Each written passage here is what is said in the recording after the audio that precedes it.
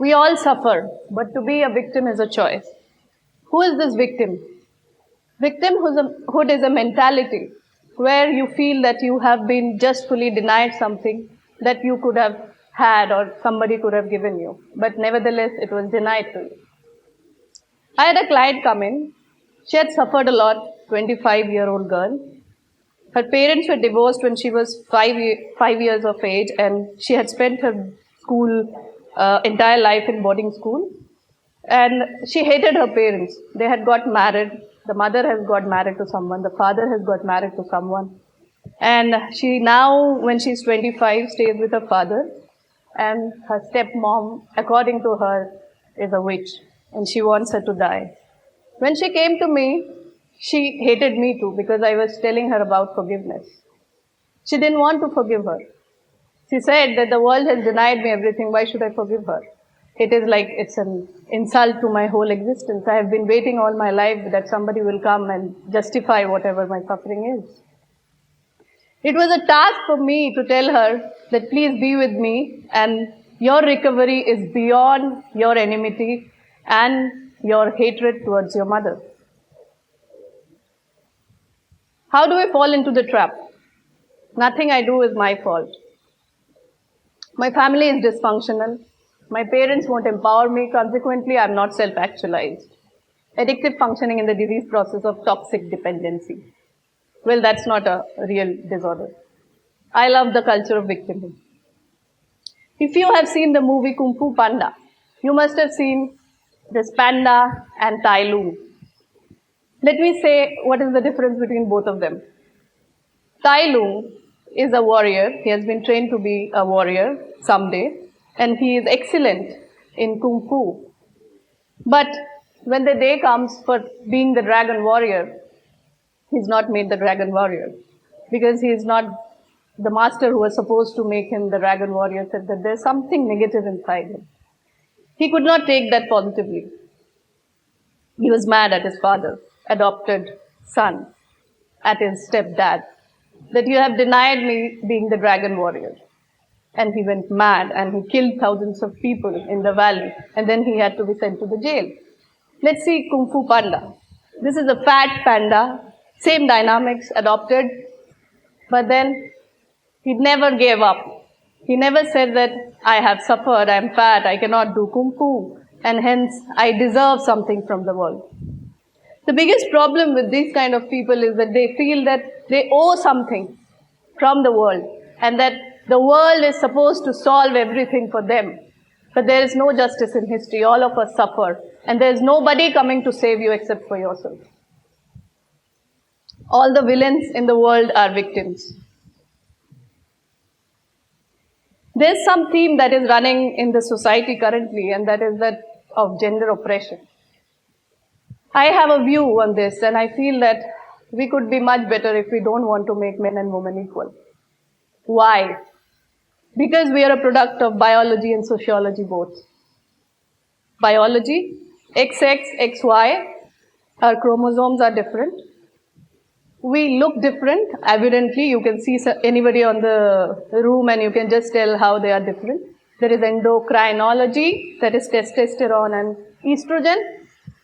When you are high in testosterone, you have more aggression. When you are high in estrogen, you have less tolerance towards stress. That's men and women precisely. There is no difference in the general IQ, but then there are some minute differences which actually make up for very big differences. What are they? Mental rotation. Men are good at mental rotation. Females are good at visual imaging. Things like that. Psychology, sociology. There have been several surveys where it has been shown that women choose these. In the sense, they want to have a family, they want to have kids, they want to have a hobby, they want to have a part-time job or a full-time job. They love spirituality and they are always finding meaning in life. And men, precisely what? Money and power, money and power, money and power. Division of labor. We think that is it all socialization that we have become this way. Let's go back a bit. Hunter and gatherer, agricultural revolution. When there was agricultural revolution, when there was hunting and gathering, even then, the work was divided on the basis of sexes. And it has always been like that because of the sociology, because of biology, because of the psychological preferences that they had. Then came industrialization. In the agricultural revolution, all the family used to work together. So they did not have separate spheres of work. They had to be in the home while their work was divided. But when industrialization came, the industries were far away from home. So they had to be separated. Now the women were at home and the men were outside. So here started the separate sphere of work and men going out for work. Women were crowded at homes and males were crowded in the industries. The industries came to be known as masculine because it was full of males and the masculine traits became dominant. The feminine was the home because that required traits like the empathy, sympathy, being full of love, and that is how the family came to be defined and precisely. It was ideal family at that time was defined as a father who would earn for the family and the female who would be all loving angelic mother. But then services came. And with the invent of services, where the industries just not produced automobiles, but there were banks and there were services, the women started coming to the workforce. This is the scatter plot of Nordic countries, where the gender equality is almost 100%.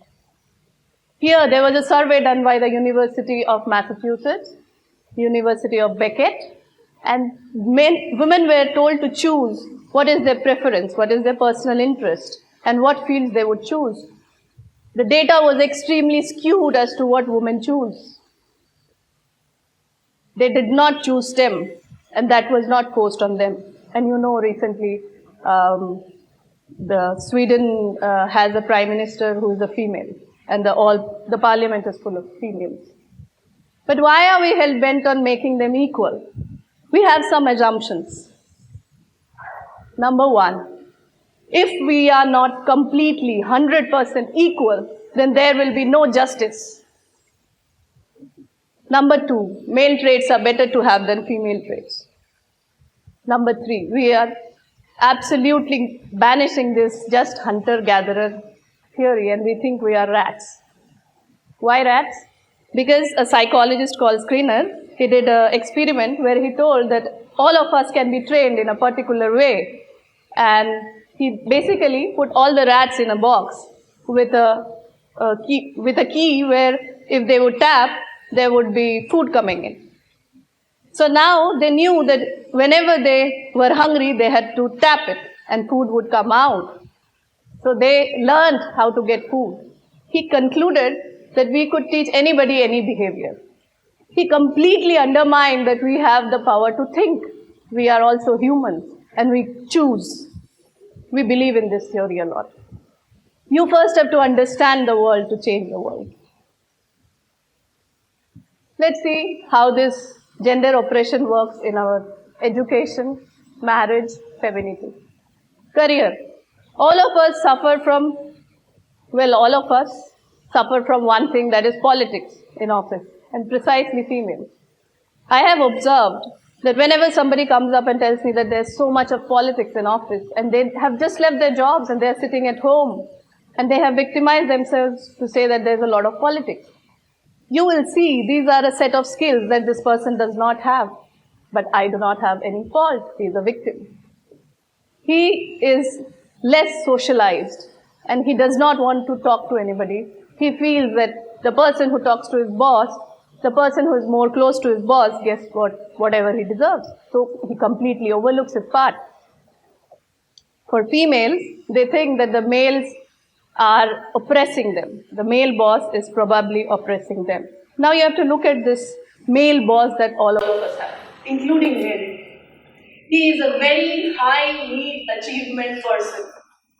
And the males also have a tough time getting over him. And if you see your partner who probably is a male and you take out the gender out of your boss, He's probably also being treated in a very hard, shrewd way because he only knows how to get work done. And there, market defines your success. And your productivity defines your success. So keep the gender out of there. Here, Shri Krishna is telling, well, all the textbooks and religious books also tell the same thing. But there's a lot of suffering in this world. Pick up the load, bear the burden. There is no justice. Nobody is coming to save you. If you are on the battleground, you have to be the warrior. And for that, you need certain traits. This is our Indian traffic. For females, everybody should learn how to drive. Why? Because you learn assertiveness. So there are 4 lanes made of cars, but we are supposed to be just 2 cars, and there's a barricading in between. And then you have to compete with someone and actually stop him. And not allow him to go, and then you go. That's assertiveness. That's one of the skills that all of us need to learn. And the second is competition. We are just racing with each other. It gets very hectic when you start to learn on Delhi roads, but then it teaches you this skill because there's nothing rather than competition, because it is in our nerves, it is in our biological system that we need hierarchies. We create hierarchies and we want to be on the top of it. And that needs a lot of competition. Nobody wants to be at the end. Another problem that is faced by women here in the offices is boundaries, sexual abuse. 80% of women out of office, also NCRB data says, that are abused at home by husbands, by brothers, by neighbors, because they don't know how to say no. And also, they don't know what they want. So they don't say no, and they also don't say yes, whatever they have to say. They are very, very, very passive. So I have this client, I'll share this with you for career, who had left her job. She had come back to Gurgaon, and she was staying here because she was very pressured. She felt that she was very pressured by her family to get married. I asked her, when are you getting married? She says, I don't know, maybe in 1 or 2 years. Why did you leave the job now? She's like, because I can't take the pressure. What about your brother? Okay, he's also pressurized. How is he dealing with it? Oh, he can deal with it. How about you going and telling that and negotiating, first taking out the gender of you and your dad? The dad, I don't want to get married. How about it? Will your dad allow you? She's like, yeah, there's like no pressure like that. But, then she went ahead, she spoke with her dad, she was assertive, she defined her goals, and then she is working here now. Relationship, marriage, motherhood. A lot of women come and tell, my boyfriend is a male chauvinist. He wants me to get married, he wants me to have children, he wants me to settle down with him. One of the specific cases told me that I am 32 and my boyfriend is 34, and he wants me to get married. I was like, okay, then what? What do you want him to say? I don't want to get married. I don't want to have children. I don't want any commitment. And I don't want to settle down. How does that look? If you take out the gender again out of it, you could have saved this relationship. You could have just negotiated and you could have sat down and told what your priorities are. What's your goal? You don't want to get married for the next 1 year because you have an assignment in office. You want to have a baby at a certain age, but then you lost the war. You broke the relationship. Well, you thought it was a win. Marriage. What do you do to have a productive marriage? Just throw your husband in the washing machine, which is gender neutral, which is a good thing, an easy way to do it. Well, a lot of women don't enter into negotiation with their partners because they think that they are male chauvinists and they don't want to take participation in household work. One thing that needs to be understood is, we like to go out to work as women. But does your partner want to work household chores? He maybe does not have an interest in household chores. How about understanding him as an individual? Preference. He has a choice. Now, when you get into the discussion and take out the gender again out of his body, you will see that some people don't want to negotiate. They absolutely don't want to participate or share responsibility. This is where you have to find out that there is some pathological problem. A lot of women don't understand that their partners have a pathological problem because they never sit down and negotiate. They never ask what their husband wants and does not want. They think that they are oppressed and keep on doing whatever needs to be done. And it is often too late. Motherhood. Waiting for the connection between gender and parenting to be broken is waiting for Godot. Now, Godot is a play where two people are waiting for somebody unknown. And they don't know when that person will arrive. They are discussing interesting topics. And some second and third person comes. Well, the intended person never comes. What I'm trying to say is this connection will never be broken. At least till the time evolution changes us. Why? Because of these two theories also. There are many more. So, parental investment theory by Shrivers is a psychologist. It tells us how the mating behaviors of females and male are different. It also tells us that the investment in child rearing for a woman is much more than a man. It starts with the intercourse, 9 months, then for the 4 or 5 years, you're more invested. Not like completely 24 hours, but there's more investment. For the male, it is not there, and this connection cannot be broken. Secondly, Harlow, this man put 2 monkeys in 2 boxes.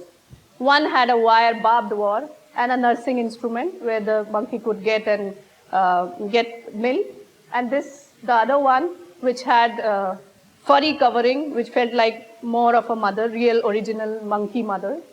That also had a nursing bottle. But when the experiment was run and they were left there for some time, it was seen that the monkey who was with the terracotta mother was more stable, less depressed than the other one. So parental touch is motherhood over here. My maternal touch cannot be broken out of your body. Femininity. There's a girl who comes to me. She tells me that I love wearing heels, but I don't want to wear it. Why? Because I think that my father does not like the sound of heels. I said, so what? You like wearing them. Why don't you just go ahead? She's like, he will think that I'm less capable than my brother, and that's why I don't want to wear it. He will not give me responsibility. And I'm like, how is this connected? She's like, because I think he does not like women, and he thinks that women cannot take responsibility. I said, well, why don't you put on your heels and go ahead and have that discussion with your father instead of not wearing your femininity on your sleeves and being like this, that you don't like yourself like. And tell him that I want to take the biggest responsibility, see how the rights follow you. We never talk about responsibilities. We are just in this privilege. We want privileges, but we don't want responsibility. Now this woman in her 50s, she is very, very, very troubled. She comes to me and she says that my husband does not respect me. And I think I should join a job. I have lost the battle. I am retired from our family. What do I do now? I said, how do you say that your husband does not respect you? Well, I see my daughter-in-law and my son-in-law and their behavior. Well, this is a 50-year-old typical female, maybe our mothers or grandmothers, who had that equation with her husband, where the husband was the father figure and the female was kind of a child needs to be taken care of. Was that a problem? That was not a problem. That was the world of that time. It is a different order now. And we do not have to uproot all of that and get into a job. You have done your work well. You have made your children what they had to. You are the CEO of the family. You're not retired. Like the CEO gives up some of the responsibilities, you have given up some of your responsibilities now. And actually, if you have not, you should delegate some of it. What I'm trying to say is, as females, we should not and we will not reduce ourselves from whatever we are.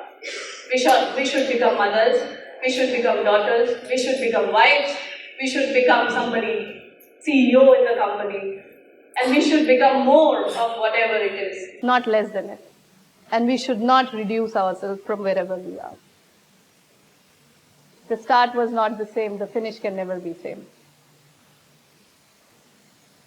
When your victimhood is your empowerment, then recovery is your enemy, and working for individual change becomes counterproductive and even dangerous to your identity. Thank you.